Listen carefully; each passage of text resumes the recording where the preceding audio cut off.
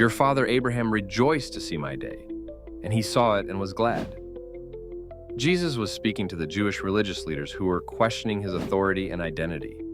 They claimed Abraham as their spiritual father, but Jesus challenged their understanding by revealing that Abraham himself anticipated the coming of the Messiah. What did Jesus mean? Abraham's faith in God's promise. In Genesis chapter 12, God promised Abraham that through his descendants, all nations of the earth will be blessed.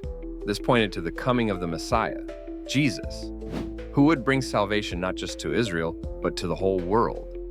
In Genesis 22:18, God reaffirmed that through Abraham's offspring, singular, referring to Christ, Galatians 3:16, this blessing would come.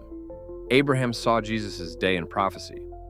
When Abraham received these promises, he understood, at least in part, that God was revealing his plan of redemption through a future descendant. When Abraham was about to sacrifice Isaac in Genesis 22, God provided a ram as a substitute, symbolizing Jesus' future sacrifice on the cross. This event foreshadowed Christ's work, and Abraham recognized the significance of God's provision. Comparison between Isaac and Jesus, Yeshua. Only son, beloved son, Abraham and Isaac. Abraham had other children, like Ishmael, but Isaac was the child of promise, Genesis 22:2. God and Jesus. Jesus is called the only begotten Son of God, John 3:16, meaning the unique Son through whom salvation would come, carried the wood for the sacrifice Isaac. In Genesis 22:6, Isaac carried the wood for his own sacrifice up Mount Moriah. Jesus. In John 19:17, Jesus carried his own cross to the place of his crucifixion, willing to be sacrificed, Isaac. Though young, Isaac did not resist when Abraham bound him for sacrifice. This suggests obedience and trust in God's plan. Jesus. Jesus willingly laid down his life for the salvation of the world. John chapter 10:18. Blameless, yet not the promised one, Isaac. Though innocent, Isaac was not the ultimate sacrifice for sin. Jesus. Jesus, however, was the perfect and final sacrifice, fulfilling the prophecy of the Messiah. Isaiah 53:5-7. The substitute and fulfillment. Isaac. God provided a ram as a substitute, sparing Isaac's life. Genesis 22:13. Jesus.